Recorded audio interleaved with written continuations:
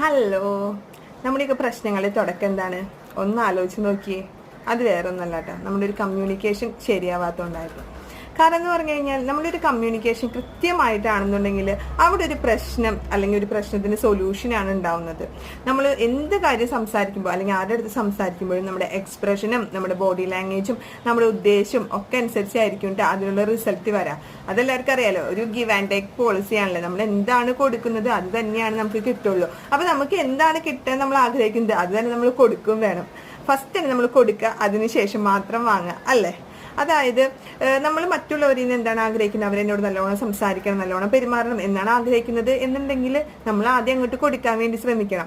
അത് കൊടുത്ത് കണ്ടിന്യൂസ് ആയിട്ട് കൊടുത്തു കഴിഞ്ഞാൽ നമുക്കത് കൃത്യമായിട്ടുള്ള അതിൻ്റെ റിസൾട്ടും കിട്ടും.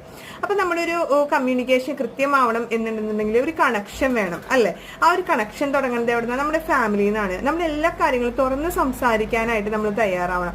കാരണം പറഞ്ഞു കഴിഞ്ഞാൽ നമ്മുടെ ഫാമിലി, നമ്മുടെ ഹസ്ബൻഡിൽ നിന്നായിരിക്കില്ല നമ്മൾ ആദ്യമായിട്ട് എന്താ പറയുക നല്ല രീതിയിൽ ഒരു കണക്ഷൻ വേണ്ടത്. സോ അതുകൊണ്ട് തന്നെ നമ്മളുടെ എല്ലാ കാര്യങ്ങളും ആൾക്ക് ചിലപ്പോൾ അറിയണം എന്നില്ല. അപ്പം നമ്മൾ അത് തുറന്ന് സംസാരിക്കുക. അതല്ലാതെ അത് മനസ്സിൽ വെച്ചിട്ട് ആള് ഊഹിച്ചെടുത്തോളും എന്നൊക്കെ പറയുമ്പോൾ, അല്ലെങ്കിൽ അങ്ങനെ ആള് ആലോചിച്ചെടുത്തോളും, അവർക്കൊരു സിക്സ്ത് സെൻസ് ഒന്നും ഇല്ല. നമുക്കാണെന്നുണ്ടെങ്കിൽ ആ ഒരു സിക്സ്ത് സെൻസ് ഇല്ല, അല്ലെ? അപ്പം പറയാനുള്ളൊരു കാര്യം കൃത്യമായിട്ട് പറയാനും അതവർ മനസ്സിലാക്കി കൊടുക്കാനായിട്ട് ശ്രദ്ധിക്കുക.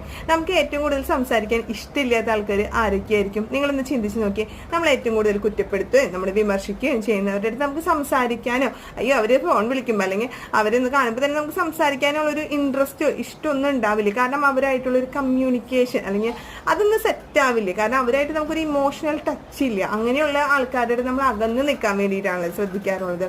അപ്പം നമ്മളെപ്പോഴും പോസിറ്റീവായിരിക്കും, നമ്മളെപ്പോഴും പോസിറ്റീവായിട്ട് സംസാരിക്കാനും ഒരു എഫക്റ്റീവ് കമ്മ്യൂണിക്കേഷൻ, ആരുടെ അടുത്ത് സംസാരിക്കുമ്പോഴും നല്ല രീതിയിലുള്ള ഒരു കമ്മ്യൂണിക്കേഷൻ കീപ്പ് ചെയ്യാനായിട്ട് നമ്മൾ പ്രത്യേകം ശ്രദ്ധിക്കേണ്ടതാണ്.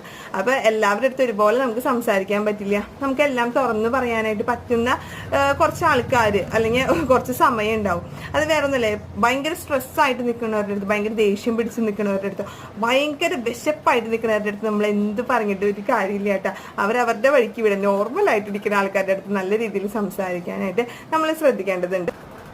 തെറ്റിദ്ധാരണകൾ കൂടുതലും എപ്പോഴാണ് ഉണ്ടാവുക? ഒരു എഫക്റ്റീവ് ആയിട്ടുള്ള ഒരു കമ്മ്യൂണിക്കേഷൻ ഇല്ലാതാവുന്ന സമയത്താണ് തെറ്റിദ്ധാരണകൾ കൂടുതലും ഉണ്ടാവുക.